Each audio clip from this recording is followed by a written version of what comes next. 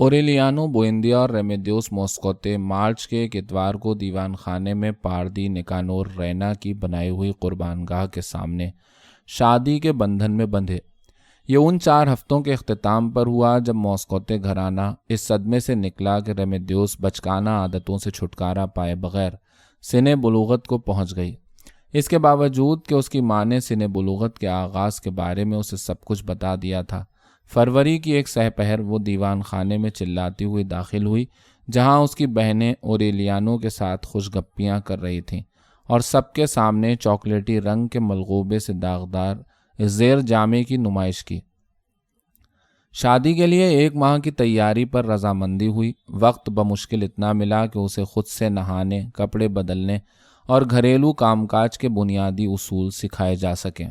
انہوں نے اس سے جلتی ہوئی اینٹوں پر پیشاب کروایا تاکہ اس کی بستر گیلا کرنے کی عادت ختم ہو سکے۔ بہت کوششوں کے بعد اس کو قائل کیا گیا کہ ازدواجی راز کو کیسے راز رکھا جائے، کیونکہ اس انکشاف پر ریمیدیوس اتنی گھبرائی ہوئی اور اتنی متحیر تھی کہ وہ سب کو اس کی تفصیل بتانے کے درپے تھی۔ یہ ایک تھکا دینے والی کوشش تھی، لیکن تقریب کی تاریخ تک بچی ان تمام طور طریقوں کو اپنی بہنوں کی طرح بخوبی سمجھ چکی تھی۔ دون اپولینار موسکوتے اس کا بازو بغل میں ڈالے پھولوں سے سجی گلی میں کونتی پھلجڑیوں اور بینڈ باجے کے شور میں نکلا، اور وہ ہاتھ ہلا کر مسکراتے ہوئے ان سب کا شکریہ ادا کرتی رہی جو کھڑکیوں اور دروازوں پر کھڑے اسے مبارکباد دے رہے تھے۔ بے حد زرد رنگت اور گلے میں پھانس لیے ہوئے جب اوریلیانو اپنی دلہن کو لینے دروازے پہ آیا اور اس کو چرچ کے اندر چبوترے تک لے گیا، وہ سیاہ سوٹ میں ملبوس اور دھات کے تسموں سے بندھے ہوئے وہی چمڑے کے جوتے پہنے تھا جو وہ چند سال بعد فائرنگ اسکواڈ کا سامنا کرتے ہوئے پہننے والا تھا۔ ریمیدیوس نے بالکل فطری انداز سے اپنے آپ کو سنبھالا ہوا تھا، اور وہ اس وقت بھی نہیں گھبرائی جب اوریلیانو سے انگوٹھی نیچے گر پڑی جو وہ اس کی انگلی میں پہنا رہا تھا۔ مہمانوں کی سرگوشیوں اور گھبراہٹ کے درمیان کھلی انگلیوں والے لیس کے دستانے پہنے اس نے اپنا بازو اور اپنا ہاتھ انگوٹھی پہننے کے لیے تیار رکھا، جب تک اوریلیانو نے جھک کر انگوٹھی کو لڑک کر دروازے کی طرف جانے سے روک نہ لیا۔ اس کی ماں اور بہنیں اس خوف سے کہ ریمیدیوس تقریب کے دوران کوئی غلط حرکت نہ کر بیٹھے آخر رہ نہ سکیں، اور انہوں نے ریمیدیوس کو بچوں کی طرح اوپر اٹھا کر بوسہ دیا۔ اس دن سے ریمیدیوس کا احساس ذمہ داری، فطری وقار اور خاموش ضبط آشکار ہو گیا تھا، جس سے وہ آنے والے مشکل حالات کا سامنا کرنے والی تھی۔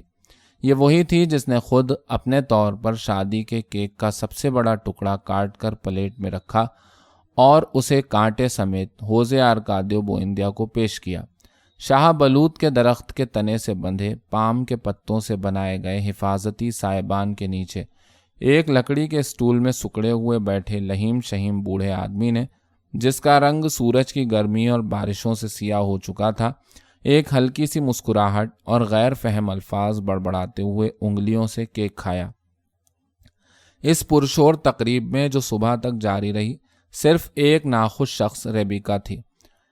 دراصل یہ اس کی تقریب تھی جو نہ ہو سکی۔ ارسولا نے ریبیکا کی شادی کی تاریخ بھی یہی رکھی تھی، لیکن جمعے کو پیترو کرسپی کو خط کے ذریعے اطلاع ملی کہ اس کی ماں مرنے والی ہے۔ شادی ملتوی کر دی گئی۔ پیترو کرسپی نے خط ملنے کے 1 گھنٹے کے اندر صوبائی صدر مقام کا رخ کیا۔ راستے میں اس نے اپنی ماں کو یاد کیا جو اوریلیانو کی شادی میں صحیح وقت پر ہفتے کی رات پہنچ چکی تھی، اور جس نے اوریلیانو کی شادی میں وہ اداس نغمہ گایا جو اس نے اپنے بیٹے کی شادی کے لیے تیار کیا تھا۔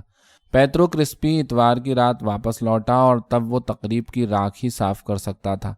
وہ بے انتہا تھک چکا تھا، کیونکہ اپنی شادی کے لیے وقت پر پہنچنے کے واسطے اس نے 5 گھوڑے تبدیل کیے تھے۔ یہ کبھی نہ معلوم ہو پایا کہ وہ خط جس میں اس کی ماں کی قریب المرگی کی خبر تھی کس نے لکھا تھا۔ ارسولا کی الزام تراشی سے دل برداشتہ ہو کر امارانتا خوب روئی، اور دیوان خانے میں بنائی گئی قربان گاہ کے سامنے، جسے بڑھئی نے اب تک نہ نکالا تھا، قسم کھائی۔ بوڑھا پادری نکانور رینا، جسے اپولینار موسکوتے دلدلی علاقے سے شادی کی رسم کے لیے لایا تھا، اپنی منسٹری کی ناشکریوں کے باعث سخت دل ہو چلا تھا۔ اس کی جلد اداس اور ہڈیاں نکلی ہوئی تھیں۔ اس کی توند گول اور چہرہ ایک بوڑھے فرشتے کی مانند تھا، جس کی وجہ نیکی سے زیادہ سادگی تھی۔ وہ رسم کے بعد واپس جانا چاہتا تھا، لیکن ماکوندو کے باسیوں کی سخت جانی کو دیکھ کر حیران ہو گیا، جو گناہوں کے درمیان خوب پھل پھول رہے تھے، فطری جبلتوں کے تحت جی رہے تھے۔ نہ وہ اپنے بچوں کو بپتسمہ دلواتے اور نہ تقریبات کو مقدس بناتے، یہ سوچتے ہوئے کہ کسی زمین کو خدا کے بیج کی اتنی ضرورت نہ تھی جتنی کہ ماکوندو کو۔ اس نے وہاں ایک ہفتہ ٹھہرنے کا فیصلہ کیا تاکہ وہ ان سب کو جن کے ختنے ہوئے تھے یا نہیں عیسائیت میں لائے، داشتائیت کو قانونی زمرے میں داخل کرے اور مرنے والوں کے لیے آخری دعا پڑھ سکے۔ لیکن لوگوں نے اس پر کوئی توجہ نہ دی۔ وہ کہتے ہیں کہ وہ سالوں سے بغیر پادری کے زندگی گزار رہے ہیں اور اپنی روحوں کے معاملات براہ راست خدا سے طے کرتے ہیں، اور یہ کہ وہ ابتدائی گناہ کی برائی کھو چکے ہیں۔ پادری نکانور نے، جو کھلی جگہوں پر واس کرنے سے تھک چکا تھا، ایک گرجا گھر بنانے کی ٹھانی، دنیا کا سب سے بڑا گرجا گھر، جس میں مذہبی پیشواؤں کے قد آدم مجسمے ہوں اور کھڑکیوں کے شیشوں پر رنگ برنگی آرائش، تاکہ لوگ روم تک سے ماکوندو آ کر، جو ناپاکی کا مرکز تھا، خدا کی عبادت کریں۔ وہ تانبے کا پیالہ لے کر ہر جگہ بھیک جمع کرتا۔ لوگوں نے اسے بہت پیسے دیے، لیکن اسے مزید درکار تھے، کیونکہ گرجا گھر میں ایک زوردار گرج و گونج والے گھنٹے کا ہونا ضروری تھا، جو ڈوبے ہوئوں کو پانی کی سطح پر نکال لے آئے۔ وہ اتنا گڑ گڑایا کہ اپنی آواز کھو بیٹھا، اس کی ہڈیاں کھنکھنانے لگیں۔ ایک سنیچر جب وہ دروازوں تک کے لیے رقم نہ جمع کر پایا تھا، اسے شدید انتشار نے آ لیا۔ اس نے ایک قربان گاہ تیار کر کے قصبے کے چوراہے پر نصب کی اور اتوار کو ایک چھوٹی سی گھنٹی بجاتا قصبے بھر میں گھوما، جیسا کہ فراموشی کی وبا کے دنوں میں ہوا کرتا تھا۔ لوگ کچھ تجسس میں اور کچھ پرانی یادوں کے سحر میں باہر نکل آئے، کچھ اس لیے کہ کہیں خدا اپنے پیروکار کی بے عزتی کو ذاتی طور پر نہ لے ڈالے، اور پھر 8 بجے صبح آدھا قصبہ چوراہے پر جمع ہو چکا تھا، جہاں پادری نکانور اس آواز میں انجیل پڑھ رہا تھا جو التجاؤں سے رس رہی تھی۔ آخر میں جب اجتماع ختم ہونے کو آیا تو اس نے توجہ پانے کے لیے بازو اٹھائے۔ 1 منٹ، اس نے کہا، اب ہم خدا کی لامتناہی قوت کا جھٹلایا نہ جانے والا ثبوت دیکھیں گے۔ وہ لڑکا جو اجتماع میں اس کی مدد کر رہا تھا، ایک پیالی ابلتی ہوئی گاڑھی چاکلیٹ لایا جو کہ پادری سانس لیے بغیر پی گیا۔ پھر اس نے اپنے ہونٹ ایک رومال سے صاف کیے، جسے اس نے آستین سے نکالا، اپنے بازو پھیلائے اور آنکھیں بند کر لیں، اور پھر پادری نکانور زمین سے 6 انچ اوپر ہو گیا۔ اس سے لوگ خاطر خواہ متاثر ہوئے۔ وہ کئی دنوں تک قصبے میں گھر گھر گھومتا پھرا، چاکلیٹ پی کر یہی تماشا دہراتے ہوئے، جبکہ اس کا مددگار ایک تھیلے میں پیسے بھرتا رہا۔ 1 ماہ کے اندر اندر پادری نے گرجا گھر کی تعمیر شروع کر دی۔ کسی نے بھی اس روحانی تماشے پر شک نہ کیا سوائے ہوزے آرکادیو بوئندیا کے، جو بغیر کسی تاثر کے لوگوں کے ہجوم کے ساتھ شاہ بلوط کے درخت سے بندھے بندھے یہ تماشا دیکھا کیا۔ وہ صرف مونڈھے پر تھوڑا سا پھیلا اور کندھے اچکائے جب پادری نکانور نے کرسی پر بیٹھے ہوئے زمین سے بلند ہونا شروع کیا۔ باکست سمپلی سی سمس، ہوزے آرکادیو بوئندیا نے کہا، ہومو استے کوارتم میٹیریے انوینیت۔ پادری نکانور نے ہاتھ اونچے کیے اور کرسی اپنے چاروں پایوں سمیت زمین سے آ لگی۔ نیگو، اس نے کہا، فیکتم ہاک ایگزسٹ تینیم دی پروبت سائن دوبیو۔ اور اس طرح انکشاف ہوا کہ ہوزے آرکادیو بوئندیا کی شیطانی زبان لاطینی تھی۔ پادری نکانور نے اس بات کا فائدہ اٹھایا کہ صرف وہ ہوزے آرکادیو بوئندیا سے بات کر سکتا تھا تاکہ اس کے کھسکے ہوئے دماغ میں ایمان جگا سکے۔ ہر سہ پہر وہ شاہ بلوط کے پیڑ کے نیچے ہوزے آرکادیو بوئندیا کو لاطینی میں واز دینے کے لیے آ بیٹھتا، لیکن ہوزے آرکادیو بوئندیا اس کی چال باز بیان بازیوں اور چاکلیٹی مشروب کے جادو سے انکار پر مصر رہا اور خدا کا عکس دیکھنے کا مطالبہ کرتا رہا، جو اس کے خیال میں خدا کے وجود کا واحد ثبوت تھا۔ پادری نکانور تب اس کے لیے تمغے، تصاویر اور حتیٰ کہ ویرونیکا کی ایک تصویر تک لے آیا، لیکن ہوزے آرکادیو بوئندیا ان سب کو فن پاروں کی مد میں لا کر رد کر دیتا جن کی کوئی سائنسی بنیاد نہ تھی۔ وہ اتنا ضدی تھا کہ پادری نے اس کے سامنے واض و تبلیغ ترک کی اور انسانی جذبات کو ملحوظ خاطر رکھتے ہوئے اس سے ملنے آتا رہا، لیکن پھر وہ ہوزے آرکادیو بوئندیا تھا جس نے پادری کے ایمان کو عقلی شعبدہ بازی سے ہلانا شروع کیا۔ جب کبھی پادری نکانور شطرنج کی بساط لے کر آتا اور ہوزے آرکادیو بوئندیا کو بازی کی دعوت دیتا تو وہ انکار کر دیتا، اس بنا پر کہ ایسا کھیل جس کے اصولوں پر دونوں فریق راضی ہو چکے ہوں اس کی سمجھ سے بالا تر تھا۔ پادری نکانور، جس نے بساط کبھی کسی دوسرے طریقے سے نہ کھیلی تھی، اس کے بعد کبھی نہ کھیل سکا۔ ہوزے آرکادیو بوئندیا کی فصاحت پر حیران ہوتے ہوئے پادری نکانور نے اس سے پوچھا کہ آخر یہ کیوں کر ممکن ہوا کہ اس کو درخت سے باندھا گیا۔ ہاکس سمپلیسمس، اس نے لاطینی میں کہا، کیونکہ میں دیوانہ ہوں۔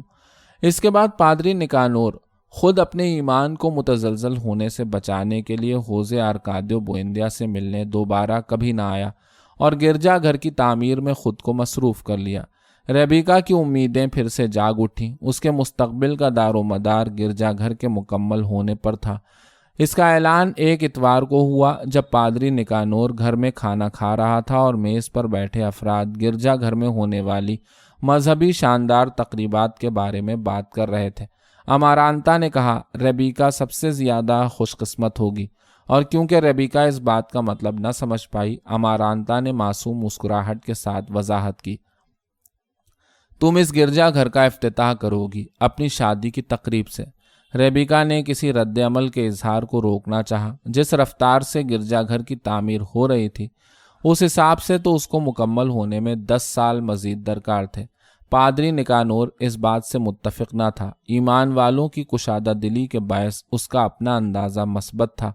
ریبیکا کی خاموش خفت کے باوجود، جس کی وجہ سے اس نے کھانا ادھورا چھوڑ دیا تھا، ارسولا نے امارانتا کی پیشگوئی پر خوش ہو کر ایک خطیر رقم عطیہ کی تاکہ گرجا گھر کی تعمیر کا کام تیز ہو سکے۔ پادری نکانور کا خیال تھا کہ اگر ایسا ہی ایک اور عطیہ مل جائے تو تعمیر 3 سال میں پایۂ تکمیل کو پہنچ سکتی ہے۔ اس کے بعد سے ریبیکا نے امارانتا سے ایک لفظ بھی نہ کہا۔ اسے یقین تھا کہ امارانتا کا یہ فعل اتنا شفاف نہ تھا جتنا کہ معلوم ہوتا تھا۔ یہ سب سے کم سنجیدہ عمل ہے جو میں کر سکتی تھی، امارانتا نے جواب دیا جب اس رات ان کے درمیان سنگین بحث ہوئی۔ اس طریقے سے میں تم کو 3 سال تک قتل نہیں کر سکتی۔ ریبیکا نے یہ چیلنج قبول کیا۔ جب پیترو کرسپی کو شادی میں نئی تاخیر کی اطلاع ملی تو وہ مایوسی کی گہرائی میں گر گیا، لیکن ریبیکا نے اس کو اپنی وفاداری کا حتمی ثبوت پیش کیا۔ بھاگ جاتے ہیں ہم دونوں جب تم کہو۔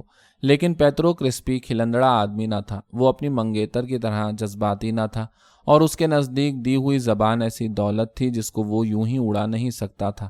پھر ریبیکا گستاخانہ حرکتوں پر اتر آئی۔ ایک پراسرار ہوا سے بیٹھک کے چراغ بجھ گئے اور ارسولا نے دونوں عاشقوں کو اندھیرے میں بوسہ کرتے ہوئے پایا۔ پیترو کرسپی نے بوکھلا کر چراغوں کے گھٹیا معیار پر روشنی ڈالی اور بہتر روشنی کا انتظام کرنے میں ارسولا کی مدد کی، لیکن یا تو تیل ناقص تھا یا پھر چراغ کی بتی میں کچرا پھنس گیا، اور ارسولا نے ریبیکا کو اپنے منگیتر کی گود میں بیٹھا دیکھا۔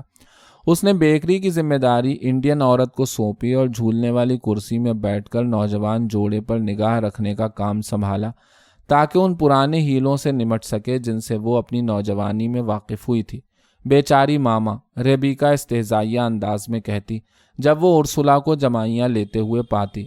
ملاقاتوں کے دوران 3 ماہ کے بعد محبت کی نگرانی اور تعمیر کی سست رفتاری سے تھک کر پیترو کرسپی نے پادری نکانور کو اتنی رقم دینے کا فیصلہ کیا جس سے تعمیر مکمل ہو سکے۔ امارانتا بے صبر نہ ہوئی اور اپنی سہیلیوں سے ہر سہ پہر کشیدہ کاری کے دوران بات چیت کرتے ہوئے وہ شادی روکنے کے لیے نت نئی ترکیبیں سوچا کرتی۔ ایک غلط اندازے کی بنا پر ایک ترکیب جسے اس نے سب سے زیادہ مؤثر سمجھا تھا ناکام ہوئی۔ کافور کی گولیاں ریبیکا کے شادی کے جوڑے سے ہٹانا جو اس نے اپنے کمرے کی الماری میں جوڑا رکھتے وقت ڈالی تھی۔ اس نے کافور کی گولیاں گرجا گھر کی تعمیر مکمل ہونے سے 2 ماہ قبل ہٹائیں، لیکن ریبیکا نے شادی کی تاریخ قریب آنے پر بے صبری کا مظاہرہ کیا اور چاہا کہ اس کا جوڑا پہلے ہی سل کر تیار ہو جائے۔ جب اس نے الماری کھولی اور کاغذ اور پھر ململ کی تہیں ہٹائیں تو اس نے دیکھا کہ عروسی جوڑے نقاب اور نارنجی پھولوں والے تاج کو جگہ جگہ سے کیڑے کھا چکے تھے، گو کہ اسے یقین تھا کہ اس نے جوڑا لپیٹتے وقت کافور کی گولیاں ڈالی تھیں۔ لیکن یہ نقصان اس کو اتنا فطری لگا کہ وہ امارانتا کو الزام دینے کی ہمت نہ کر پائی۔ شادی میں 1 ماہ سے کم وقت تھا، لیکن امپارا موسکوتے نے 1 ہفتے کے اندر اندر جوڑا تیار کرنے کا وعدہ کیا۔ امارانتا کو غش آ گیا جب امپارا اس بھیگے پہر گھر میں سلائی کے ساز و سامان سمیت ریبیکا کا حتمی ناپ لینے کے لیے پہنچی۔ امارانتا گنگ ہو گئی اور ٹھنڈے پسینے کی ایک لہر اس کی ریڑھ کی ہڈی میں دوڑ گئی۔ کئی مہینوں سے وہ اس گھڑی کے خوف میں مبتلا تھی کہ اگر وہ ریبیکا کی شادی میں حتمی رکاوٹ ڈالنے میں ناکام ہوئی اور اس کی کوئی بھی ترکیب کارگر نہ ہوئی تو پھر وہ اپنے اندر ریبیکا کو زہر دینے کا حوصلہ پیدا کر لے گی۔ اس سے پہل جب ریبیکا امپارا موسکوتے کے دھاگوں اور ناپ کی سوئیوں میں لپٹی ہوئی گرمی سے گھٹ رہی تھی، امارانتا نے کشیدہ کاری کرتے وقت کئی مرتبہ انگلی میں سوئی چبھوئی، لیکن اس نے پرخوف سرد مہری سے فیصلہ کیا کہ یہ کام شادی سے پہلے آخری جمعے کو ہوگا اور طریقہ ریبیکا کی کافی میں افیون آمیزی ہوگا۔ اس سے بڑی اور غیر متوقع رکاوٹ، جس کو عبور کرنا ناممکن تھا، شادی کی تاریخ سے 1 ہفتہ قبل غیر معینہ التوا کا باعث ثابت ہوئی۔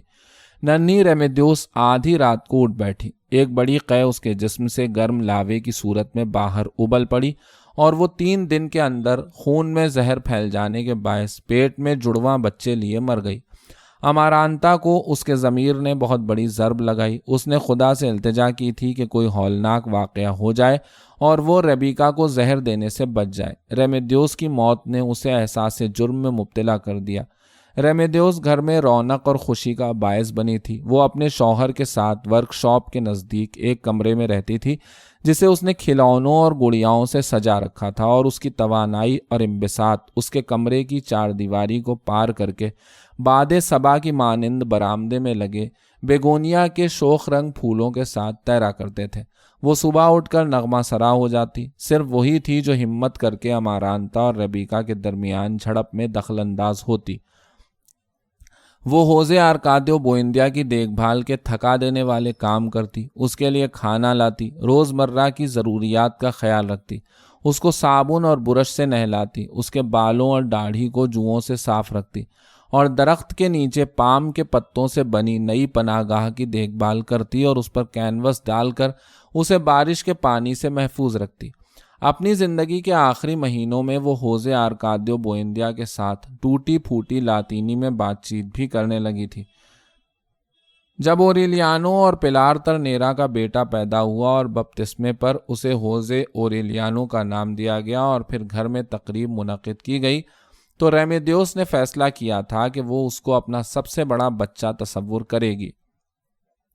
اس کی مامتا کی جبلت نے ارسولا کو حیرت میں ڈال دیا۔ دوسری طرف اوریلیانو نے ریمیدیوس کے وجود میں یہ جواز پایا تھا کہ اسے زندہ رہنے کی ضرورت ہے۔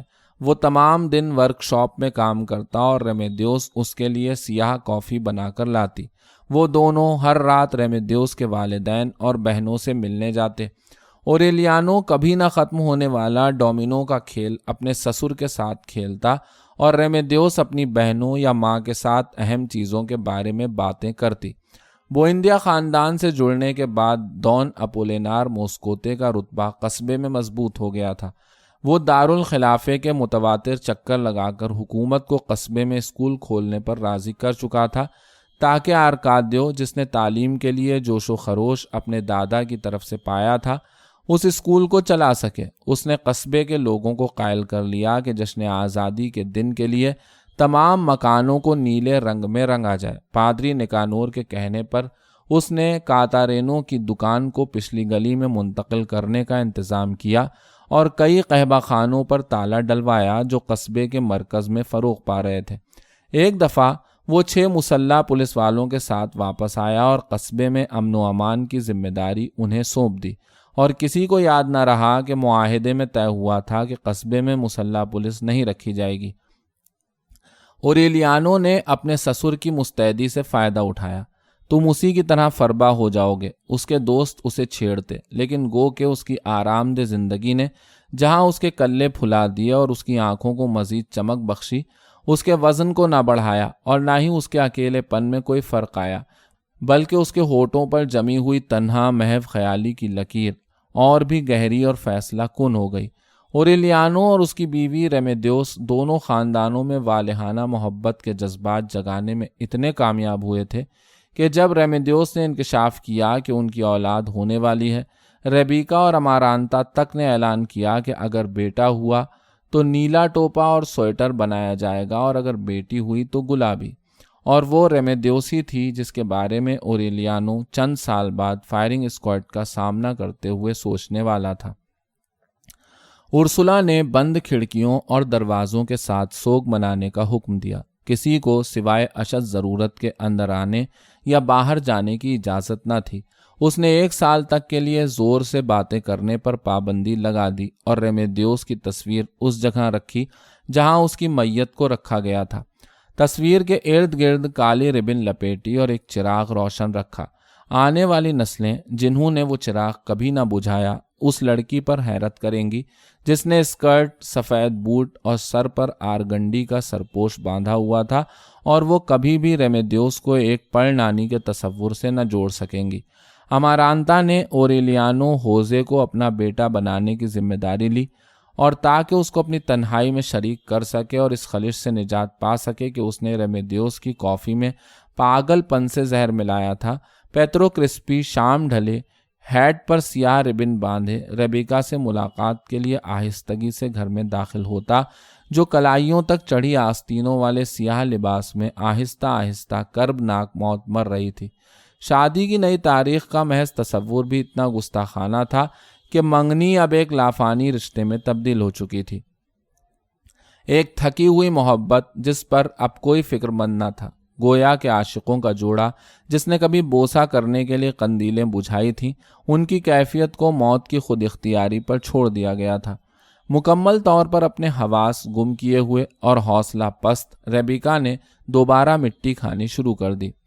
اچانک جب سوگ اتنا طول کھینچ چکا کہ کشیدہ کاری دوبارہ شروع ہو گئی تھی، ایک روز دوپہر کے 2 بجے گرمی کے سناٹے میں کسی نے صدر دروازہ اس شدت سے پیٹا کہ گھر کی بنیادیں ہل گئیں، اور امارانتا اور اس کی سہیلیاں جو برآمدے میں بیٹھی کشیدہ کاری کر رہی تھیں، ریبیکا جو اپنے کمرے میں بند انگوٹھا چوس رہی تھی، باورچی خانے میں مصروف ارسلا، کارگاہ میں اوریلیانو، اور یہاں تک کہ شاہ بلوط کے پیڑ تلے بیٹھے ہوزے آرکادیو بوئندیا کو گمان ہوا کہ زلزلے سے گھر منہدم ہو رہا ہے۔ ایک لمبا تڑنگا آدمی آ پہنچا تھا۔ اس کے چوڑے شانے دروازے کی چوکھٹ میں بمشکل سمائے تھے، اور اس کی دبیز گردن کے گرد ایک تمغہ پڑا ہوا تھا۔ اس کے بازو اور سینہ مکمل طور پر گدے ہوئے پراسرار نشانوں سے بھرا ہوا تھا، اور دائیں کلائی میں تانبے کا تعویذی کڑا جکڑا ہوا تھا۔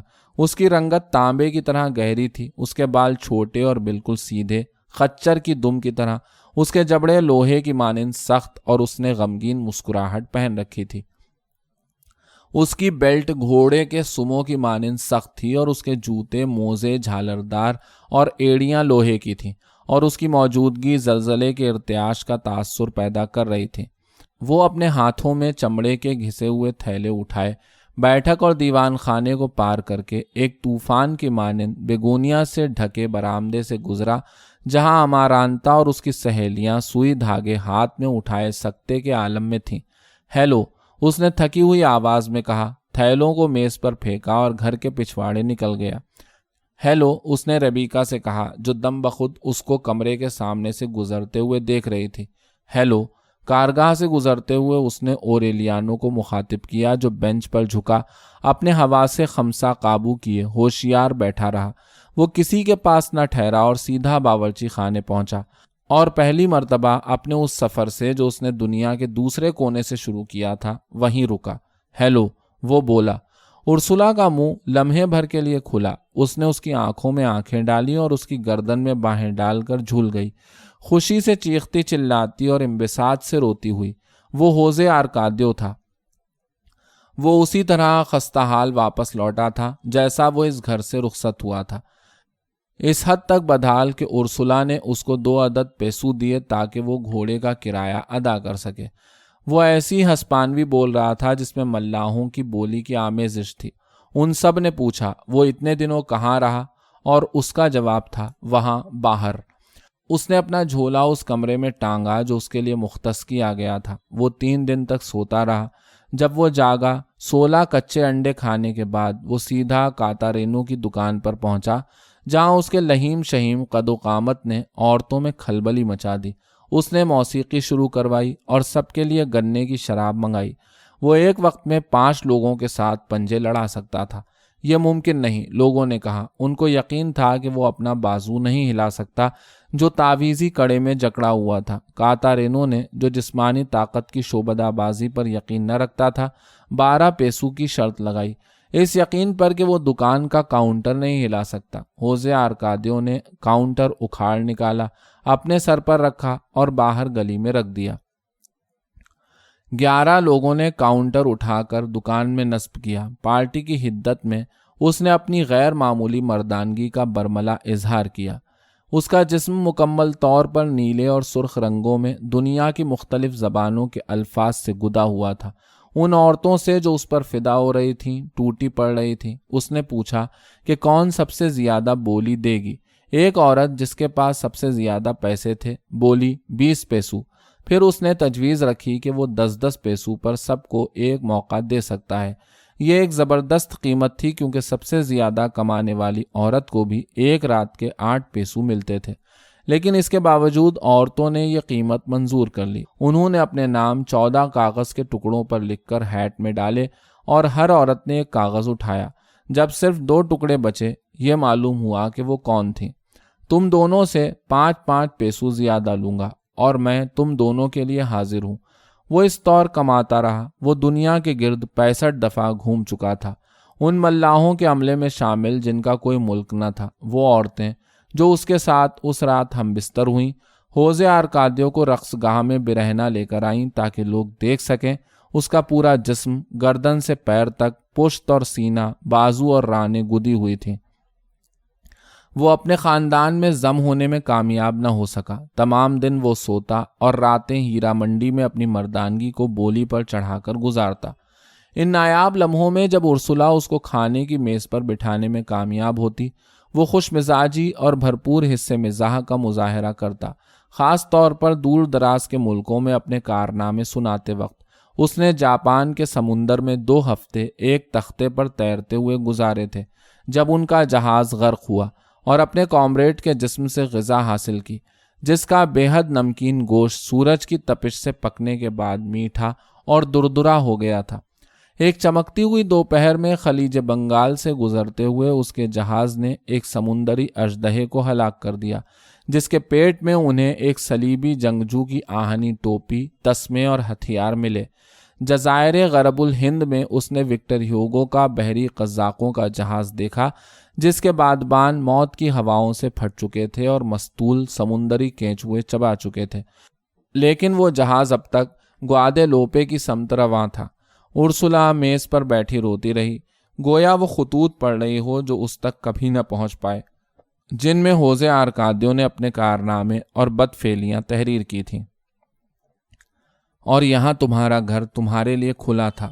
وہ سسکیاں لیتی اور کتنا کھانا پھینکا جاتا تھا سوروں کے لیے، لیکن اندر سے وہ کبھی تصور نہ کر پائی کہ یہ وہی بیٹا تھا جس کو خانہ بدوش اٹھا لے گئے تھے۔ یہ وہی احمق تھا جو اب دوپہر کے کھانے پر آدھا سور ڈکار جاتا اور جس کی ریا سے پھول مرجھا جاتے۔ کنبے کے باقی افراد کا بھی یہی رد عمل ہوا۔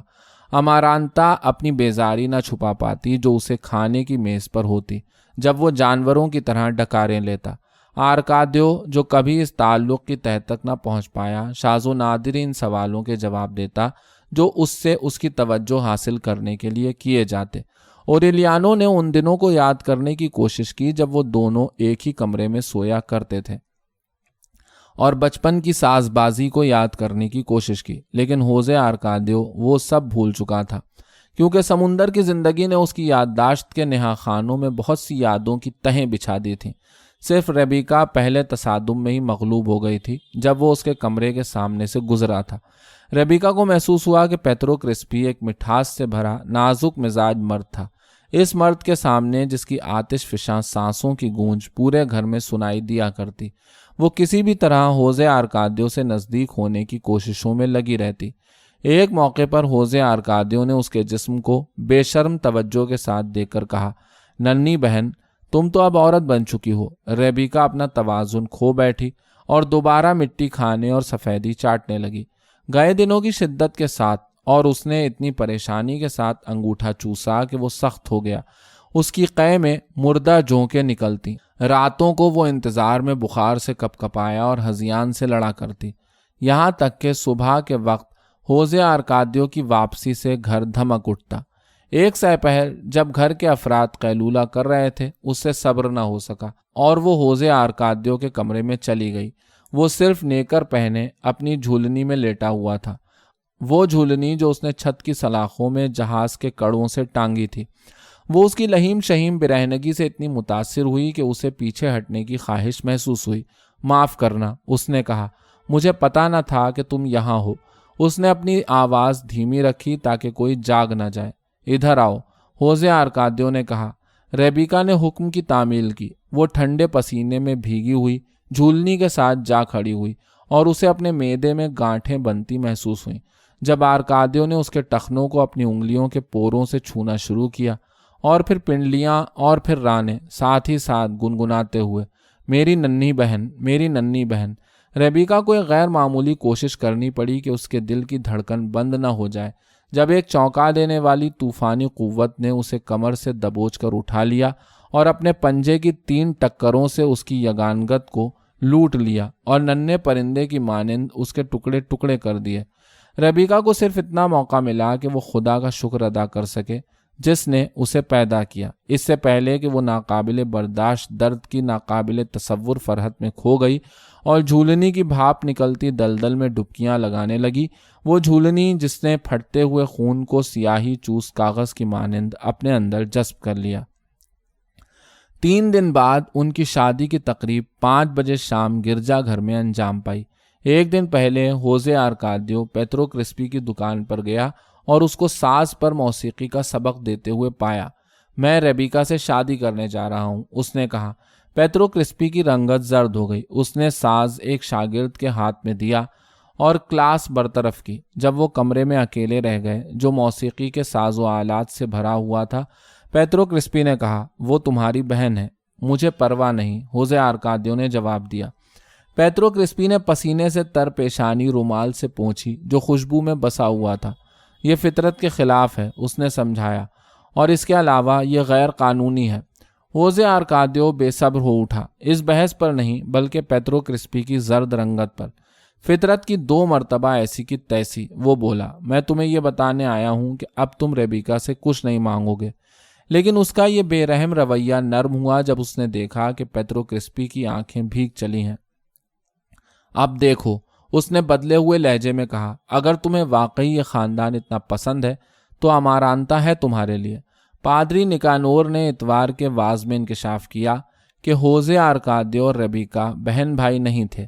ارسولا نے دونوں کے اس فعل کو، اس ناقابل تصور بے عزتی کو کبھی معاف نہ کیا، اور جب وہ گرجا گھر سے واپس آئے تو اس نے نو بیاہتا جوڑے کو گھر میں دوبارہ قدم رکھنے کی اجازت نہ دی۔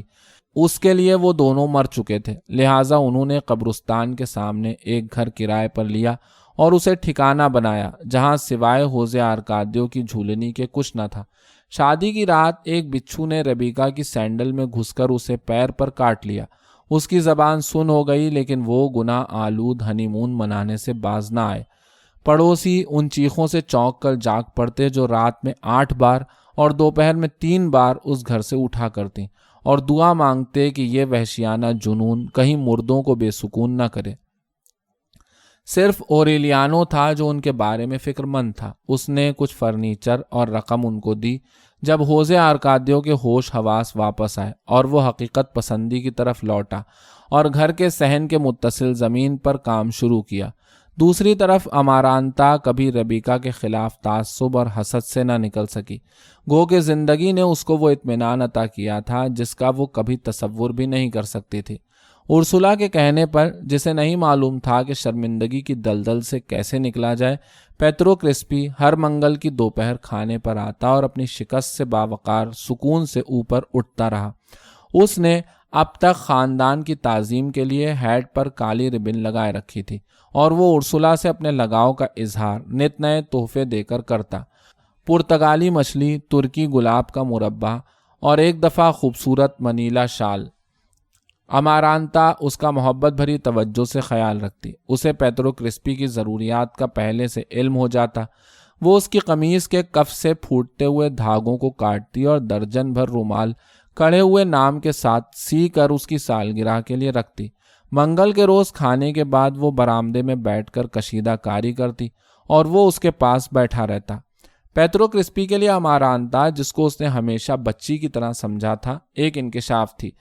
گو کہ امارانتا کے مزاج میں تمکنت کی کمی تھی، لیکن اس کے اندر دنیاوی چیزوں کو سراہنے کی ایک غیر معمولی حس تھی اور دل میں چھپی ہوئی نرم دلی۔ ایک منگل جب کسی کو اس بات کا شک نہ تھا کہ جلد یا بدیر یہ واقع ہوگا، پیترو کرسپی نے اس کا ہاتھ مانگا۔ وہ کاڑھتی رہی اور انتظار کیا کہ اس کے کانوں کی سرخی اتر جائے اور اس کی آواز میں ٹھہراؤ اور پختگی آ جائے۔ بے شک کرسپی، اس نے کہا، لیکن اس وقت جب ہم ایک دوسرے کو اچھی طرح جان جائیں۔ ان فیصلوں میں جلد بازی نہیں کرنی چاہیے۔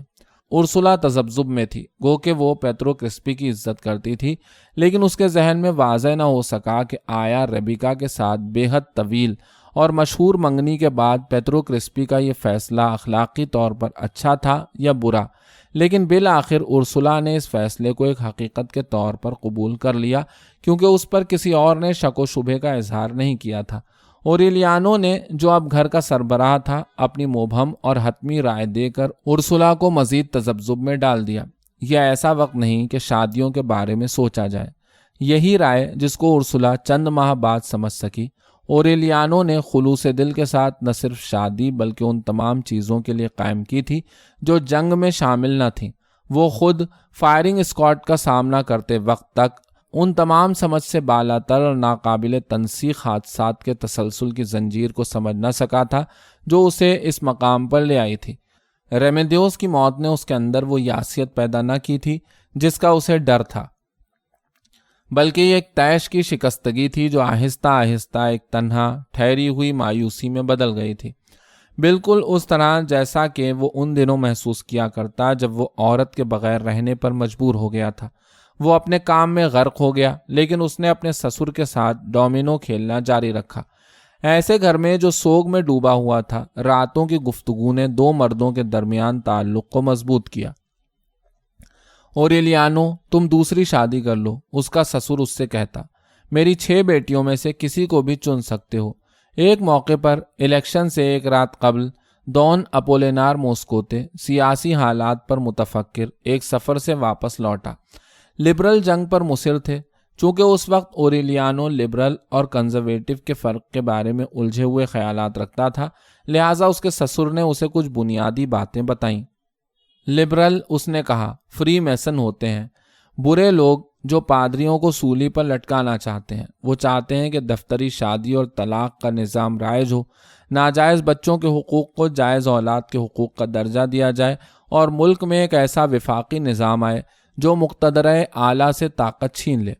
دوسری طرف کنزرویٹو، جن کو براہ راست خدا کی طرف سے اقتدار عطا کیا گیا ہے، چاہتے ہیں کہ معاشرے میں نظم و نسق اور خاندانی اخلاقیات کا تحفظ کیا جائے۔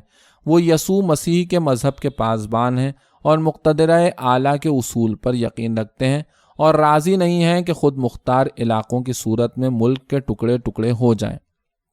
انسانی جذبات و احساسات رکھنے کی بنا پر اوریلیانو کو بچوں کے حقوق کے معاملے میں لبرل رویہ بہتر لگا، لیکن وہ سمجھ نہ پایا کہ لوگ آخر کس طرح ان چیزوں کے لیے جنگ کرنے پر آمادہ ہو جاتے ہیں جن کو ہاتھوں سے چھوا نہیں جا سکتا۔ یہ اس کو مبالغہ لگا جب اس کو بتایا گیا کہ اس کے سسر نے 6 مسلح سپاہی، جنہیں کوئی سیاسی جنون نہ تھا، ایک سارجنٹ کی سربراہی میں الیکشن کے دن قصبے میں بھیجے تھے۔ نہ صرف وہ قصبے میں آئے بلکہ انہوں نے گھر گھر کی تلاشی لے کر شکار کرنے کا ساز و سامان، کلہاڑیاں، حتیٰ کہ باورچی خانے کی چھریاں تک اپنے قبضے میں لے لیں، اور اس کام سے پہلے انہوں نے 21 سال سے زائد عمر کے مردوں میں نیلے بیلٹ پیپر، جن پر کنزرویٹو امیدواروں کے نام، اور سرخ بیلٹ، جن پر لبرل امیدواروں کے نام چھپے ہوئے تھے، تقسیم کیے۔ الیکشن سے ایک شام پہلے دون اپولینار موسکوتے نے ایک فیصلہ خود پڑھ کر سنایا جس کے تحت شراب پر اور 3 لوگوں کے اکٹھا ہونے پر پابندی لگائی گئی تھی۔ اتوار کی صبح 8 بجے چورنگی میں ایک چوکول لکڑی کا بیلٹ بکسا رکھا گیا جس کی 6 سپاہی نگرانی کر رہے تھے۔ آزادانہ طریقے سے ووٹ ڈالے گئے جس کی تصدیق اوریلیانو نے خود کی، جو تمام دن اپنے سسر کے ساتھ بیٹھا رہا۔ کسی نے بھی ایک سے زائد دفعہ ووٹ نہ ڈالا۔ 4 بجے سہ پہر بینڈ باجے کے ذریعے ووٹنگ کے اختتام کا اعلان ہوا اور دون اپولینار موسکوتے نے ووٹوں کے ڈبے پر مہر لگا کر اپنے دستخط ثبت کیے۔ اس رات جب وہ اوریلیانو کے ساتھ ڈومینو کھیل رہا تھا، اس نے سارجنٹ کو حکم دیا کہ مہر توڑ کر ووٹوں کی گنتی کرے۔ اس میں سرخ اور نیلے کاغذ یکساں تعداد میں موجود تھے، لیکن سارجنٹ نے صرف 10 سرخ کاغذ ڈبے میں رہنے دیے اور نکالے ہوئے سرخ ووٹوں کو نیلے ووٹوں سے تبدیل کر کے ڈبے پر نئے دستخط کے ساتھ تازہ مہر لگا دی۔ اور صبح سب سے پہلا کام یہ کیا گیا کہ ڈبے کو دارالخلافہ بھیج دیا گیا۔ لبرل جنگ کریں گے، اوریلیانو نے کہا۔ دون اپولینار موسکوتے نے ڈومینو کے مہروں پر غور کیا اور بولا، اگر تم یہ کہہ رہے ہو کہ یہ بیلٹ بکسے میں ووٹ بدلنے کی وجہ سے ہوگا تو وہ ایسا نہیں کریں گے، وہ جنگ پر نہیں اتریں گے۔ ہم نے کچھ سرخ ووٹ رہنے دیے تھے تاکہ لبرل شکایت نہ کر سکیں۔ اوریلیانو کی سمجھ میں آیا کہ اپوزیشن میں رہنے کے کیا نقصانات ہیں۔ اگر میں لبرل ہوتا، اس نے کہا، تو میں جنگ کرتا، ووٹوں کی دھاندلی کی بنا پر۔ اس کے سسر نے چشمے کے اوپر سے جھانک کر اوریلیانو کو دیکھا۔ رہنے دو اوریلیانو، وہ بولا، اگر تم لبرل ہوتے، چاہے تم میرے داماد ہی کیوں نہ ہو، تو تمہیں ووٹ بدلنے کا پتہ بھی نہ چلتا۔ صوبے میں کشیدگی کا سبب الیکشن کے نتائج نہ تھے، بلکہ یہ حقیقت تھی کہ سپاہیوں نے ہتھیار اور چھریاں وغیرہ واپس نہ کیں۔ چند عورتوں نے اکٹھا ہو کر اوریلیانو سے بات کی کہ اس کا سسر باورچی خانے کی چھریاں واپس دلا دے۔ دون اپولینار موسکوتے نے اس کو اعتماد میں لیتے ہوئے رازداری کے ساتھ سمجھایا کہ لوگوں سے ہتھیار ان شواہد کے طور پر لیے گئے کہ لبرل جنگ کی تیاری کر رہے تھے۔ اس توجیہ سے اوریلیانو چوکنا ہو گیا۔ وہ کچھ نہ بولا، لیکن ایک رات جب جیرینالدو مارکیز اور میگنیفیکو وسبال اپنے دوستوں سے چھری چاقوؤں کے واپس نہ لوٹانے پر بات کر رہے تھے تو انہوں نے اوریلیانو سے پوچھا کہ وہ لبرل ہے یا کنزرویٹو۔ اوریلیانو کو جواب دینے میں ذرا بھی جھجک نہ ہوئی۔ اگر مجھے کچھ ہونا ہے، اس نے کہا، تو میں لبرل ہوں گا، کیونکہ کنزرویٹو دھوکے باز ہیں۔ دوسرے دن دوستوں کے اصرار پر وہ ڈاکٹر ایلیریو نوگیرا کے پاس اپنے فرضی جگر کے درد کے علاج کے لیے گیا۔ اس کو ہیلا سازی کا مطلب تک نہ معلوم تھا۔ ڈاکٹر ایلیریو نوگیرا کچھ برس پہلے بے ذائقہ گولیوں کا ڈبہ اور ایک طبی مقولہ لیے ماکوندو میں وارد ہوا تھا۔ ایک کیل دوسری کیل کو نکالتی ہے۔ حقیقت میں وہ ایک بہروپیہ تھا۔ اس کے معمولی ڈاکٹر والے بظاہر معصوم روپ کے پیچھے ایک دہشت گرد چھپا ہوا تھا، جس کی چھوٹی چھوٹی بوٹ پوش ٹانگوں میں اس دشت کی سیاحی میں گزرے 5 سال کے زخم پوشیدہ تھے۔ پہلے وفاقی مارکے میں اسے قید کر لیا گیا تھا، جہاں سے اسے کوراکاؤ کی طرف ایک ایسے لباس میں فرار ہونا پڑا جس سے اسے دنیا میں سب سے زیادہ نفرت تھی، پادریوں کا سیاہ لبادہ۔ ایک طویل جلا وطنی کے بعد جب اس نے یہ ہیجان انگیز خبر سنی کہ جزائر غرب الہند سے تمام جلا وطن کوراکاؤ پہنچائے جا رہے ہیں، تو وہ ایک اسمگلروں کی بادبانی کشتی میں سوار ہوا اور ریوہاکا میں ان گولیوں کی بوتلیں لیے وارد ہوا جن میں صرف پسی ہوئی شکر تھی اور لیپزگ یونیورسٹی کا ایک جعلی ڈپلومہ جو اس نے خود تیار کیا تھا۔ وہ مایوسی سے رو دیا تھا۔ ایک منصفانہ وفاق کا جنون جسے جلا وطن سمجھ رہے تھے کہ بارود کا کام کرے گا، ایک دھندلے الیکشن کے فریب میں تحلیل ہو گیا۔ اس ناکامی پر تلخ ایک ایسی محفوظ جگہ کی تلاش میں جہاں وہ بڑھاپے کا انتظار کر سکے، اس بہروپیے ہومیوپیتھ ڈاکٹر نے ماکوندو میں پناہ لی، ایک تنگ سے کرائے کے کمرے میں جو بوتلوں سے اٹا پڑا تھا۔ وہ چند سال ان بیماروں کا جنہیں ٹھیک ہونے کی کوئی امید نہ تھی، پسی ہوئی شکر سے علاج کر کے اپنا گزارا کرتا رہا۔ اس کی اشتعال انگیزی اور تحریک چلانے کی حس اس وقت تک سوئی رہی جب تک دون اپولینار موسکوتے قصبے کا سربراہ رہا۔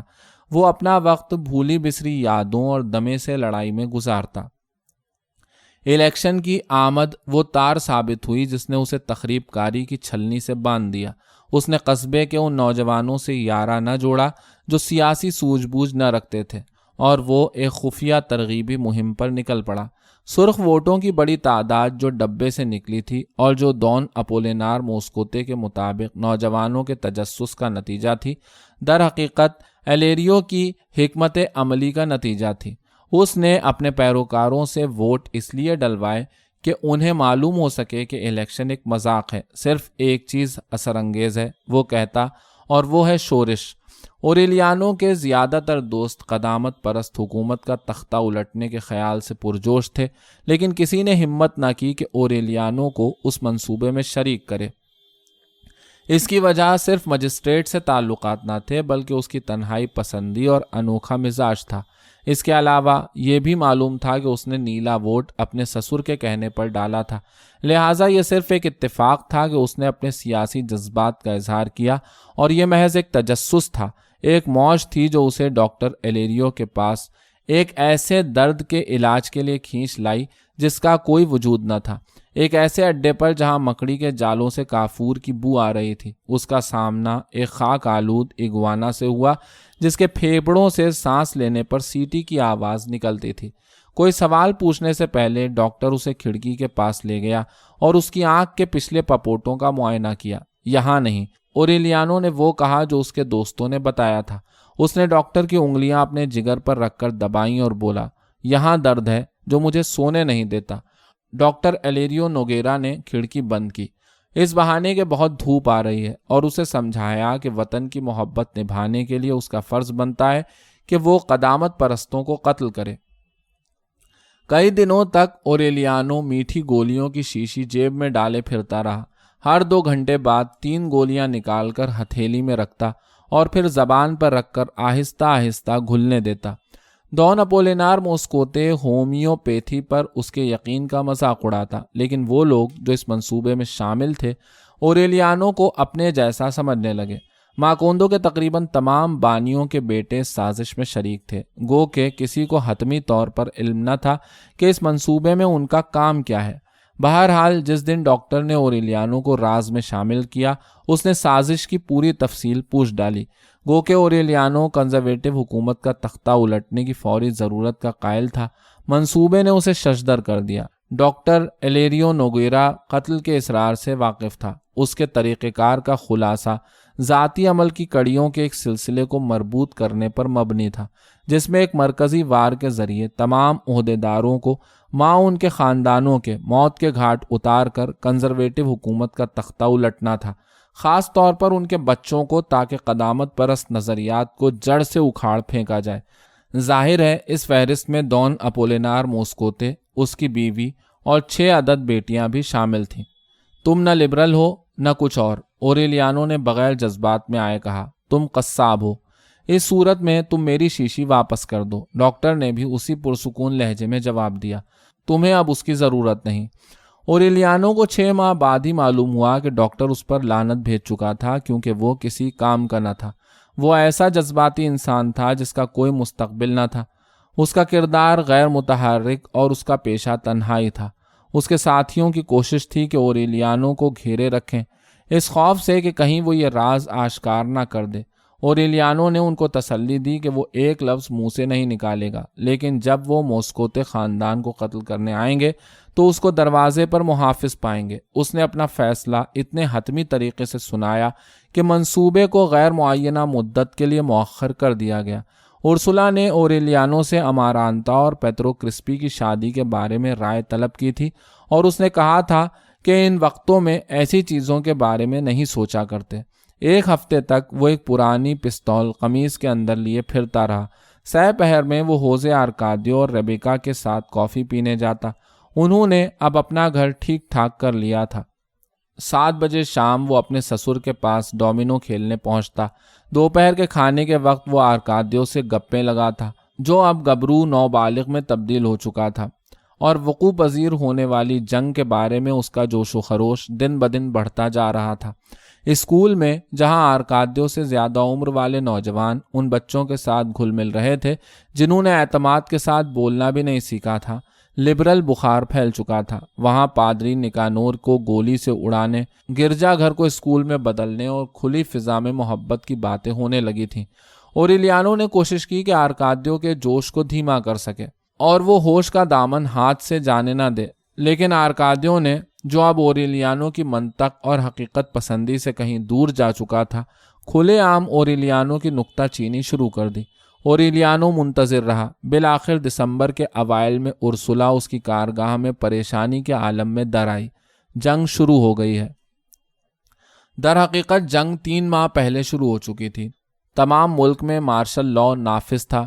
ڈان اپولینار موسکوتے ہی اکیلا شخص تھا جس کو جنگ کے بارے میں فوراً علم ہو گیا تھا، لیکن اس نے اپنی بیوی سے یہ بات چھپائے رکھی، جبکہ فوج ماکوندو پر قبضے کے لیے رواں دواں تھی۔ ایک دن صبح کے وقت فوج خاموشی کے ساتھ قصبے میں داخل ہوئی، خچروں پر لدے ہوئے ہلکے اسلحے سمیت، اور اسکول میں اپنا پڑاؤ ڈالا۔ 6 بجے شام ماکوندو میں کرفیو لگ چکا تھا۔ اس دفعہ گھر گھر کی پہلے سے سخت تلاشی لی گئی۔ اس بار کھیتی باڑی کا ساز و سامان تک فوجیوں نے اپنے قبضے میں لے لیا۔ انہوں نے ڈاکٹر نوگیرا کو گھر سے کھینچ نکالا، چوراہے میں ایک درخت سے باندھا اور بغیر کسی قانونی کارروائی کے گولی مار دی۔ پادری نکانور نے فوج کے عہدیداروں کو زمین سے اوپر معلق ہونے کا معجزہ دکھا کر متاثر کرنے کی کوشش کی تو اس کا سر رائفل کے بٹ سے کھول دیا گیا۔